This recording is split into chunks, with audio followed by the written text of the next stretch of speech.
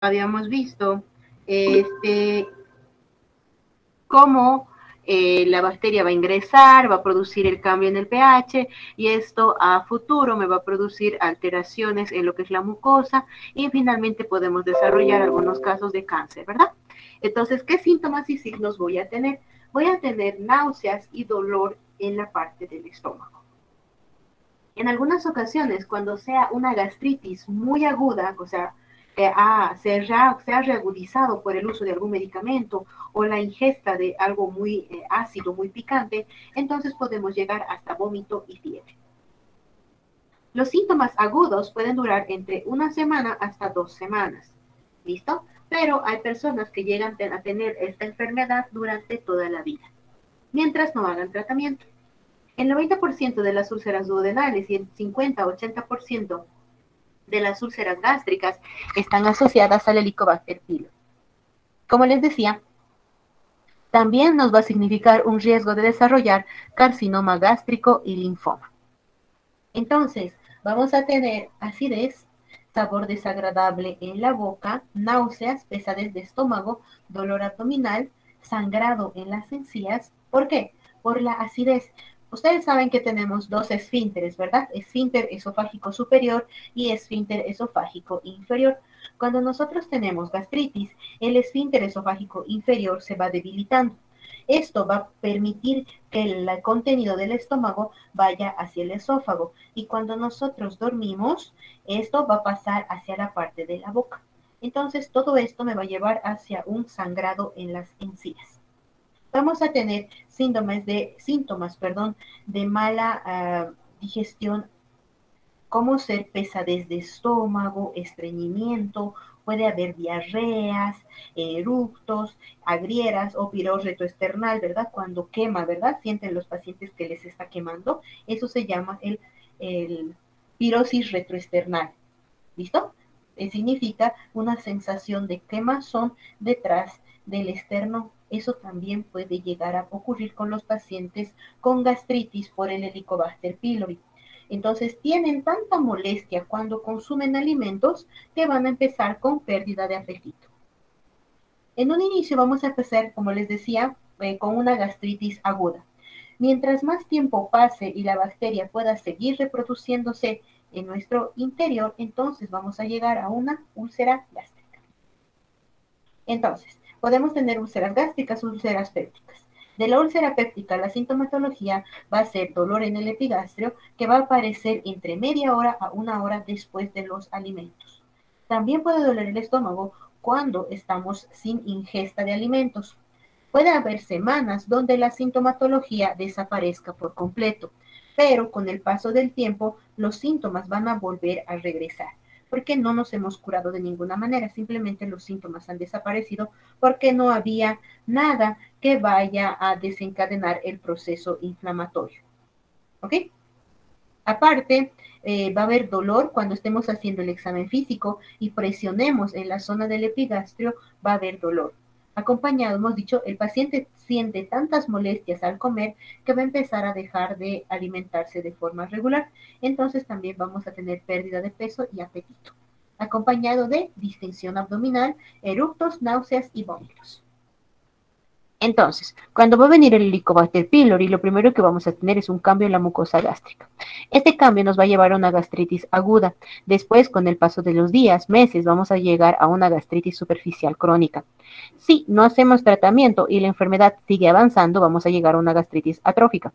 Si sigue avanzando, metaplasia intestinal. Si sigue avanzando, displasia.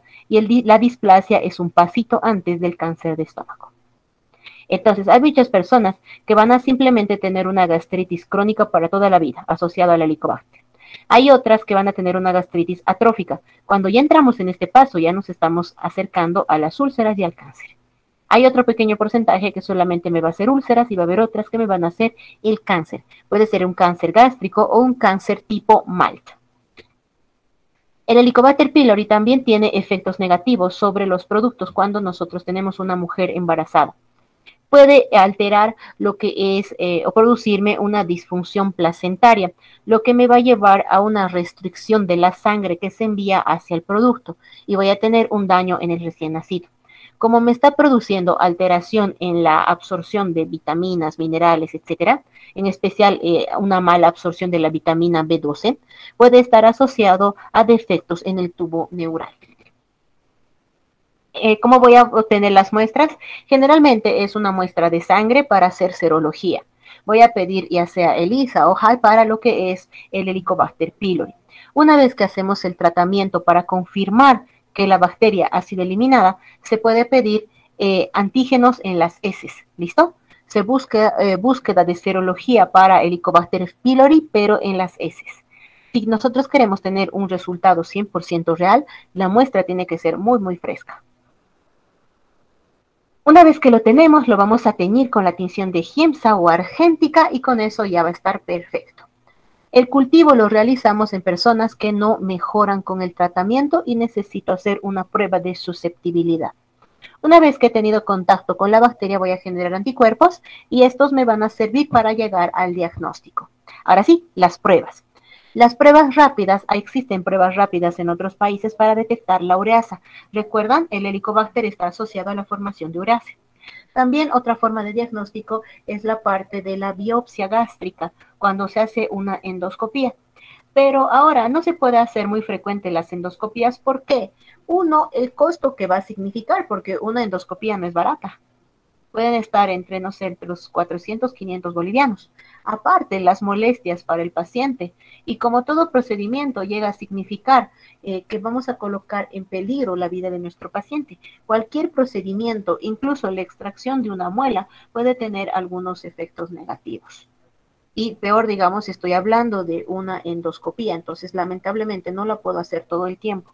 Es por eso que usamos serología para confirmar que hemos acabado con la bacteria. Otra forma que se usa es la urea en el aliento.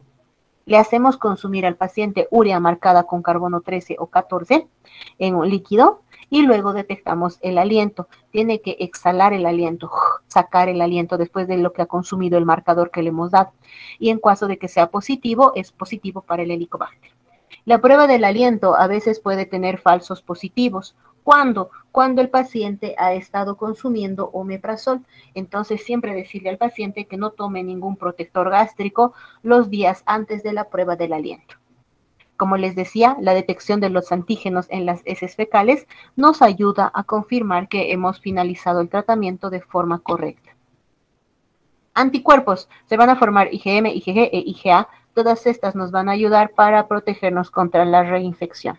¿Listo? Pero hay algunos subtipos que no van a ser atacados o afectados con estos anticuerpos.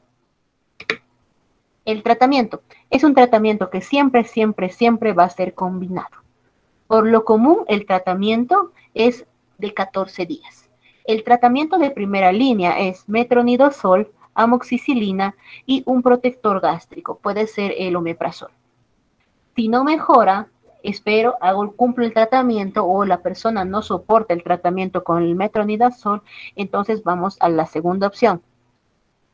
Claritromicina, amoxicilina y pantoprazol.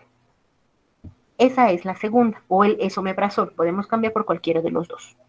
Si no mejora y resulta que ya tengo lo que van a ser la resistencia, puedo usar algunas fluoroquinolonas como la levofloxacina. ¿Listo? ¿Por qué le voy a dar los inhibidores de los protones? ¿Por qué le voy a dar omeprazol y no ranitidina?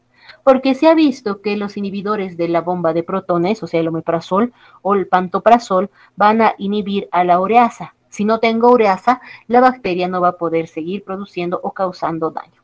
¿Listo? Entonces, es un tratamiento combinado siempre. Nunca dar monoterapia para el Helicobacter pylori, lo vamos a hacer más fuerte, vamos a generar resistencia, siempre combinado. 2 antibióticos y un protector. En caso de que no funcione, se usa los de segunda línea. Aquí tenemos a la levofloxacina, a la tetraciclina también, ¿ok? Esos son medicamentos mucho más agresivos. Epidemiología.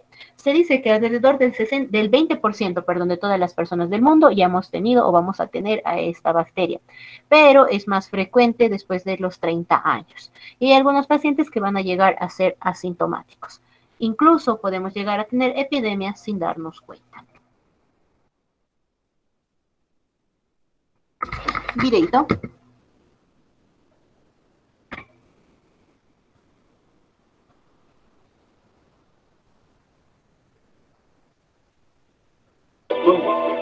La infección por el bacilo Helicobacter pylori es considerada una de las más propagadas en el mundo, habiéndose comprobado su asociación con algunas lesiones gastroduodenales, es decir, daños o enfermedades que afectan la anatomía o el funcionamiento del tracto gastrointestinal.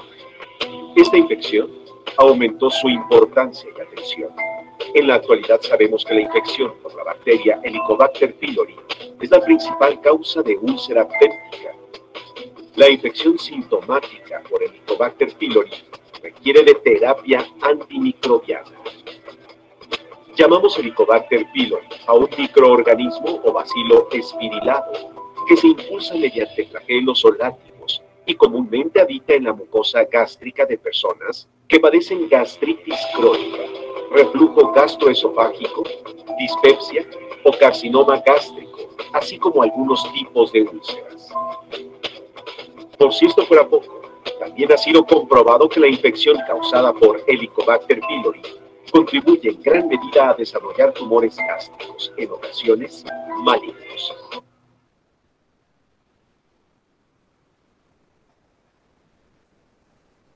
Transmitiéndose a través del contacto con la saliva o del contacto oral con heces o residuos de estas. Cuando el Helicobacter pylori se adhiere a las células de cara a la mucosa del estómago, usa mecanismos que incorporan las células inmunológicas a un área de inflamación. Con ello obtiene acceso a sustancias nutritivas que el epitelio libera en respuesta al daño causado por la infección.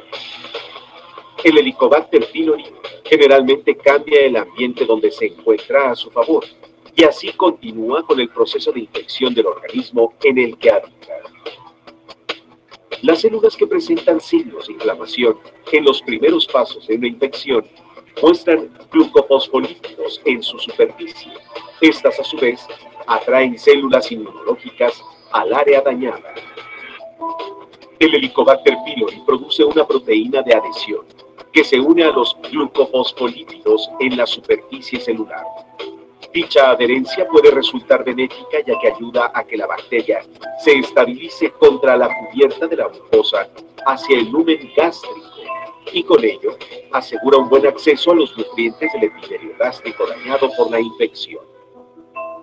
Después de que el Helicobacter pylori se adhiere, causa una gastritis aguda, bastante persistente en la mayoría de los individuos y que puede llegar a durar desde 1 hasta 4 semanas. Eventualmente, el tejido de la zona afectada es auxiliado por un infiltrado mononuclear. Durante este tiempo pueden ocurrir cambios degenerativos en el epitelio.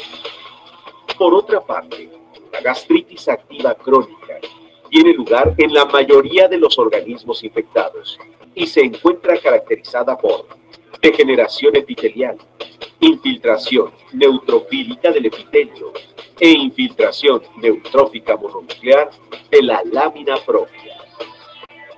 La hiperplasia linfoide en la mucosa gástrica es sugestiva de infección por Helicobacter pylori. Cabe mencionar que infecciones persistentes y de largo plazo ocasionadas por el Helicobacter pylori resultan en gastritis crónica.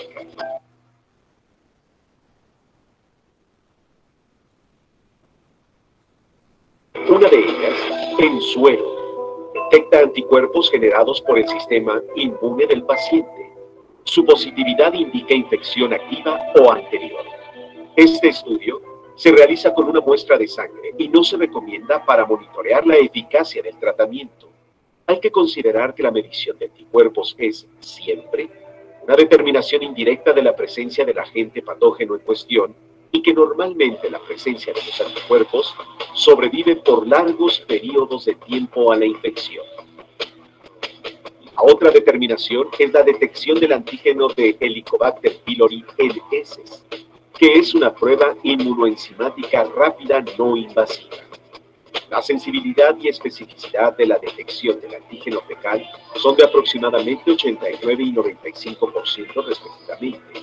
Esta detección en heces, además de ser práctica y muy confiable para adultos, se recomienda para pacientes pediátricos porque no es invasiva. Esta determinación sí detecta directamente la presencia actual de Helicobacter pylori, es decir, solo arroja resultados positivos cuando la infección se encuentra activa. Tratamientos exitosos negativizan esta determinación.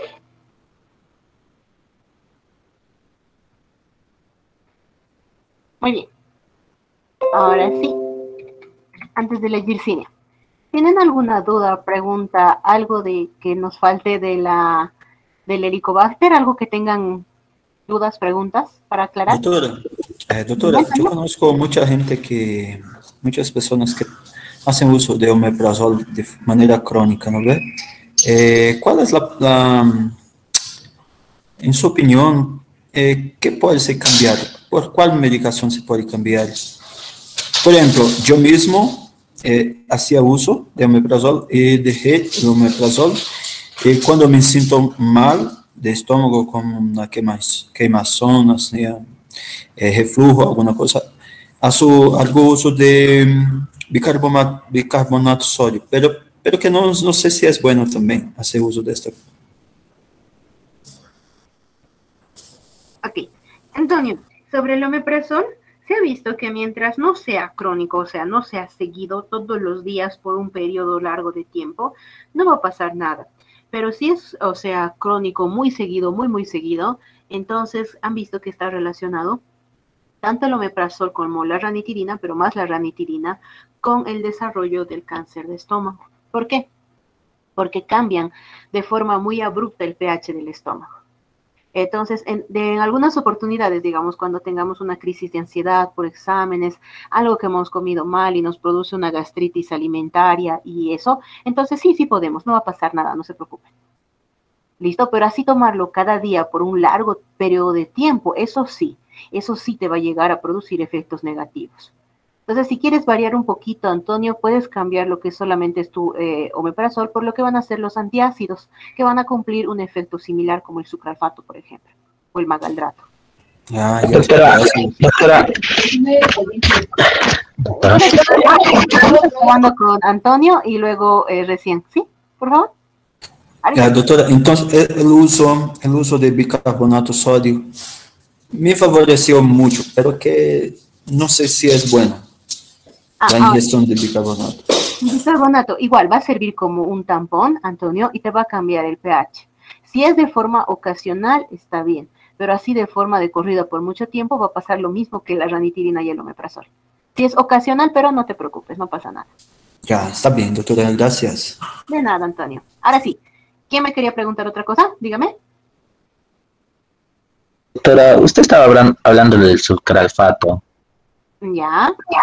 ¿Cómo? O sea, estaba viendo también que el sucralfato como que lo añaden al tratamiento del Helicobacter. Sí, en esta oportunidad, Christopher, el sucralfato va a ser para poder mejorar los síntomas de dispepsia. ¿Qué es la dispepsia?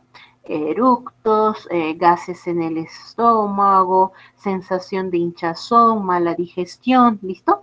Entonces es para mejorar toda la sintomatología que está acosando, que está agobiando a tu paciente. ¿Listo? Y si mejoramos sintomatología, entonces tu paciente se va a sentir mucho mejor. Dime.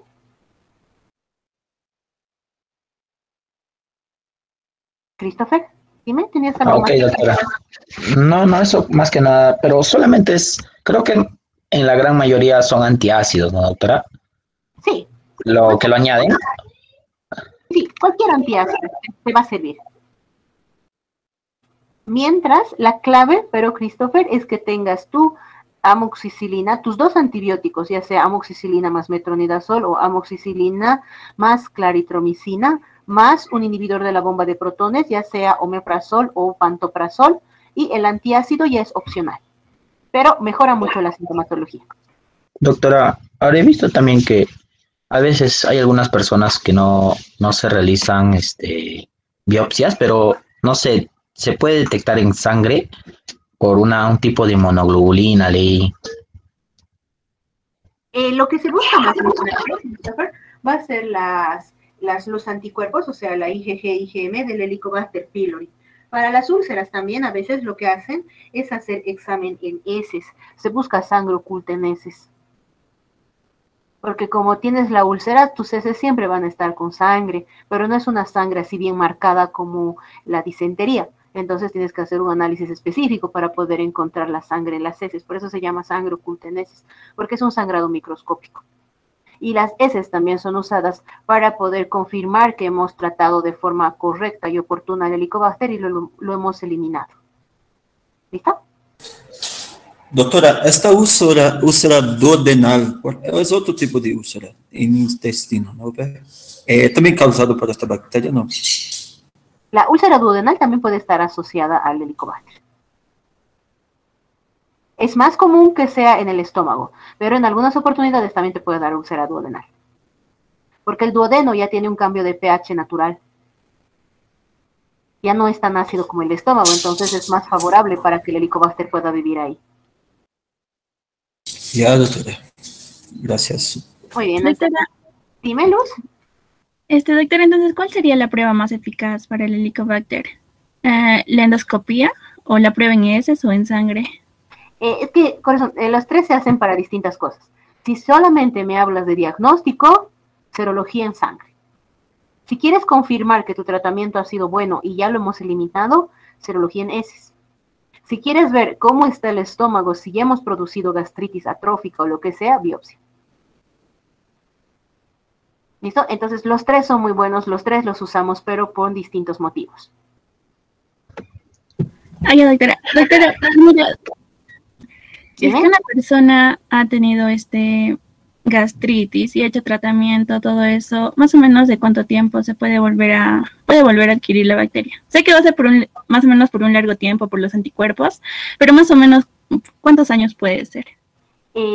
Tenemos distintos serotipos, Luz, entonces puedes que hoy día estás acabando tu tratamiento y la próxima semana tienes contacto con otro serotipo y te vas a volver a enfermar. Lamentablemente, o sea, contra un serotipo sí vas a tener una protección. No sabemos el tiempo, como dices, no sabemos cuánto tiempo va a estar ahí, pero tienes el riesgo de enfermarte con otros subtipos de la bacteria.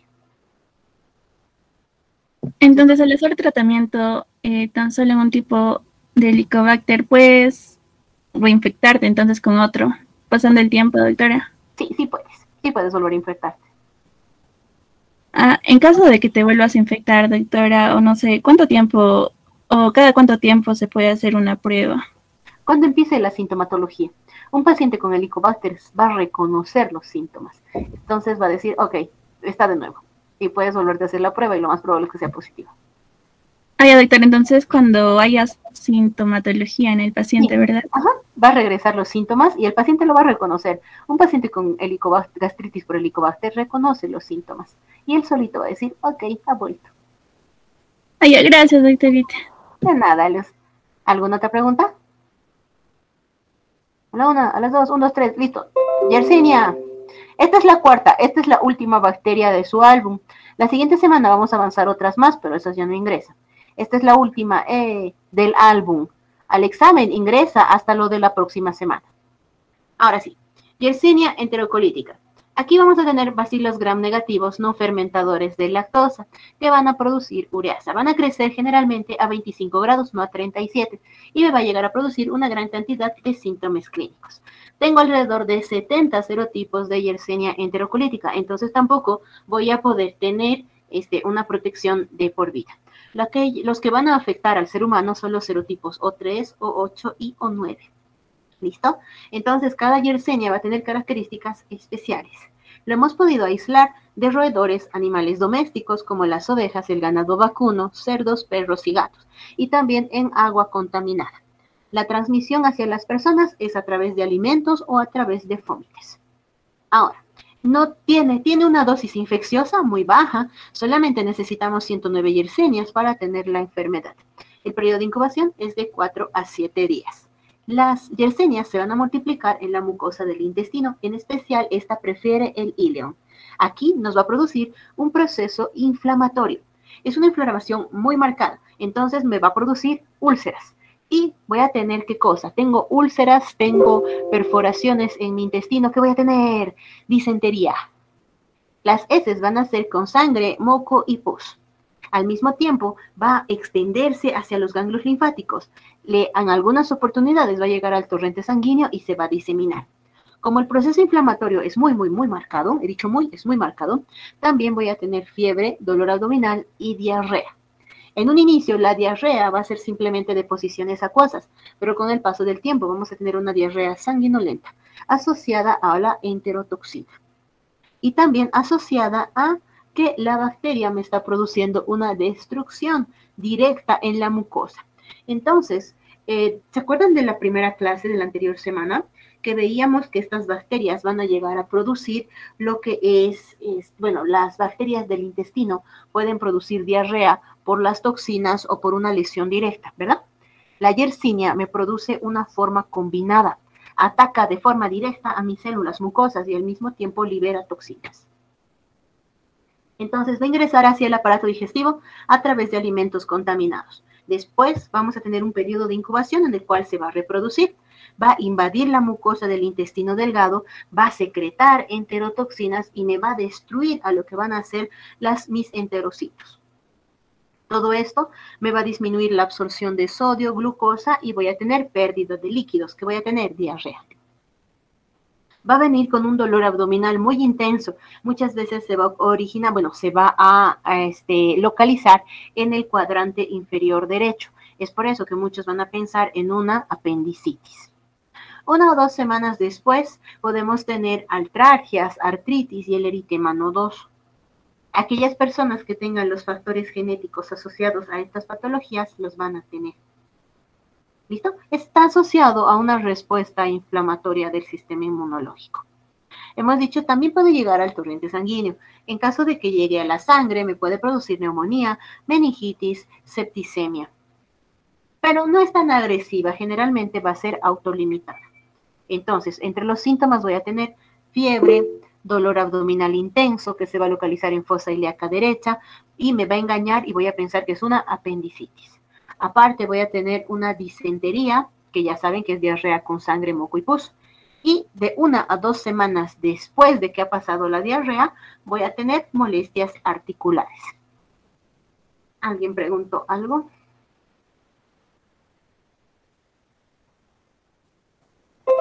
Bueno, esperemos que sí me escuchen. Ok, se ha atribuido a la Yersinia enterocolítica a las infecciones después de transfusiones. Cuando tengo la Yersinia en sangre, lo que pasa es que si esta persona va a donar la sangre, el receptor puede tener la enfermedad. No se hace por lo regular pruebas contra Yersinia cuando hacemos el análisis de sangre para donación. ¿Listo? Entonces, esto se debe también a que el microorganismo, han visto, puede resistir hasta 25 grados. Entonces, incluso si la van a congelar, no va a pasar nada con esta y va a seguir ahí.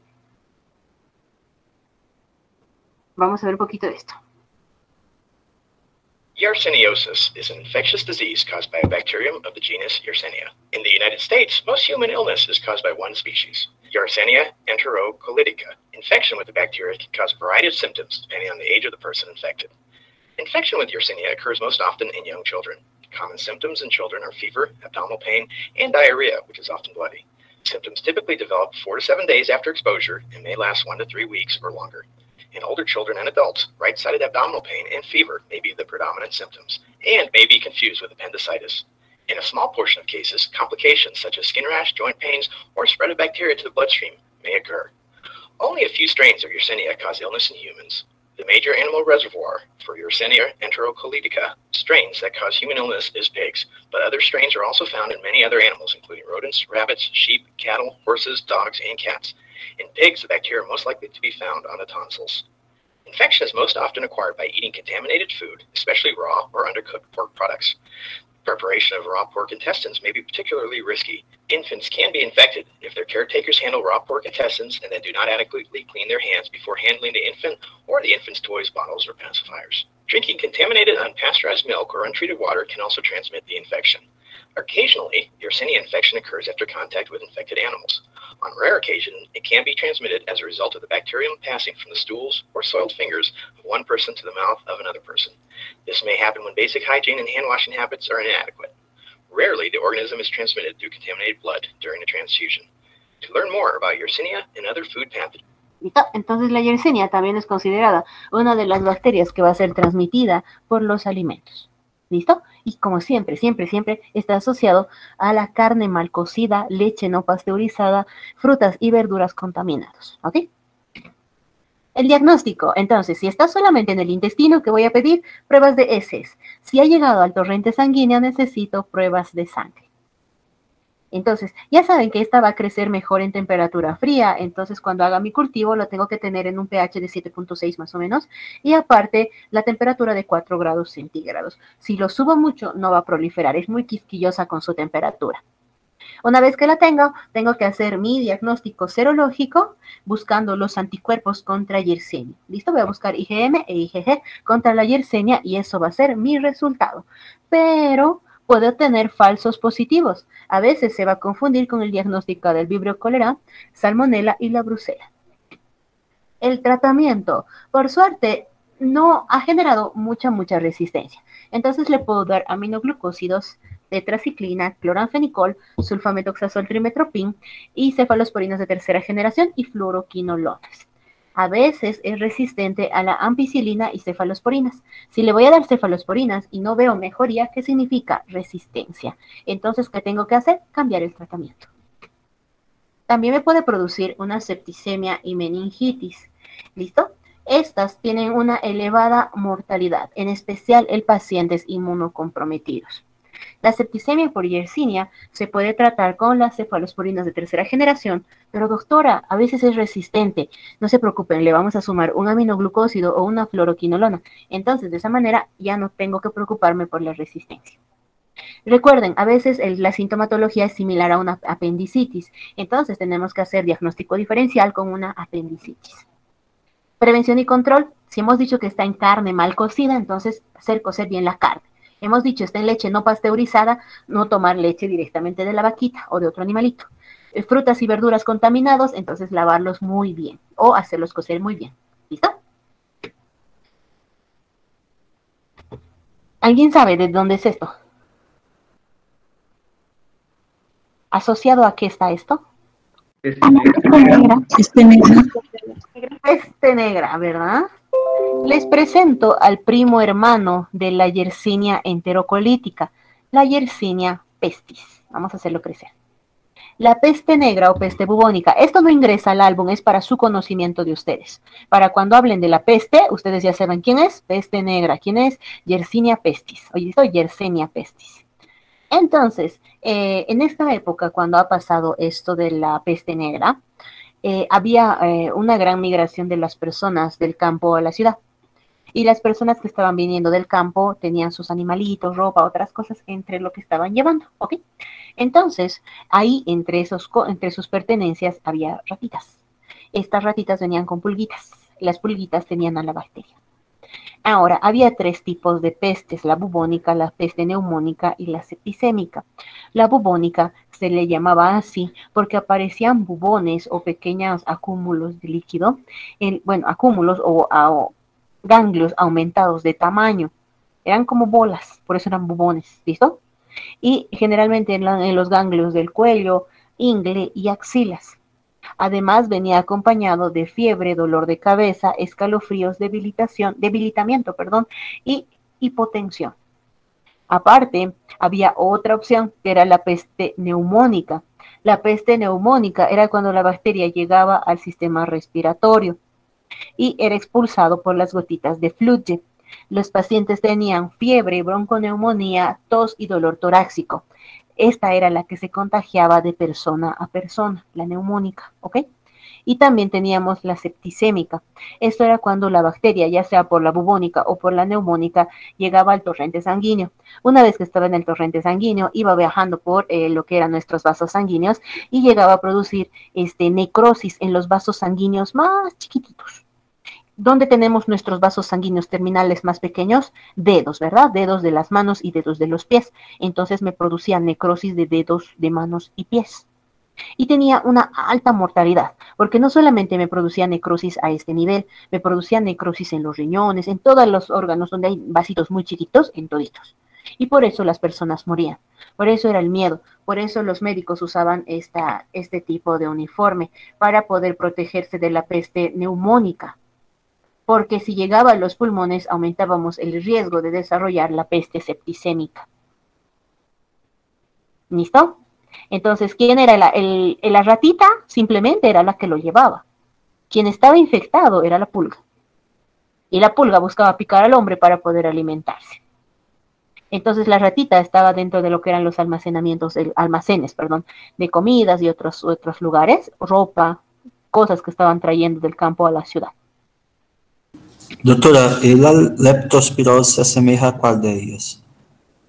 La leptospira no se parece tanto, porque la leptospirosis te va a producir más infecciones hemorrágicas también. Esto va a actuar de distinta manera. Tal vez porque va a estar asociado también a lo que va a ser la transmisión por vectores, ahí sí podría parecerse, pero después en cuanto a sintomatología va a ser diferente. ¿Listo, Antonio? Sí, doctora, gracias. De nada, Antonio. La peste bubónica entonces era transmitida por la pulguita que estaba llevando en su interior a lo que era la Yersinia pestis. ¿Listo? Entonces era en lugares donde, como les decía, estábamos trasladando personas. Una vez que picaba, la bacteria ingresaba y empezaba a liberar todas sus toxinas, llegaba hacia el torrente sanguíneo donde iba recorriendo todo nuestro cuerpo, y las toxinas que iba produciendo eran lo que producía la necrosis y destrucción de los vasos sanguíneos chiquitos y nos llevaba a una necrosis celular. Ahora, aunque ustedes no lo crean, esta enfermedad no ha sido erradicada por completo. Entonces, ¿en qué países todavía tenemos? Tenemos en Perú, tenemos en Bolivia. ¿Listo? Esto es hasta el 2015. Todavía hemos tenido casos. ¿Cuándo van a sospechar de un paciente con peste bubónica, con la Yersinia pestis? Cuando tenga fiebre. Cuando ustedes revisen los ganglios linfáticos, van a estar los bubones, o sea, los ganglios linfáticos van a estar muy, muy grandes. Y al mismo tiempo, estos ganglios van a estar inflamados en la parte del cuello, axila o las ingles. Y ya saben que si llega al pulmón, voy a tener la peste neumónica. Es como por pasitos. Primero va a venir la bubónica, la neumónica y finalmente la septicémica. ¿Listo? Entonces, no crean que lo hemos erradicado, no crean que nunca lo van a ver. Dependiendo de dónde pueden trabajar, ustedes pueden encontrarse con casos de Yersinia pestis. Por eso, aunque no ingrese al examen, ustedes tienen que saber que esta enfermedad existe. Vean. Por ejemplo, en Bolivia hemos tenido 3 casos, de los cuales 2 han muerto. En Perú han tenido la última vez 66 casos, de los cuales han muerto 7. En Mongolia han muerto 2 y así sucesivamente. ¿Listo? Entonces es una enfermedad que todavía sigue vigente.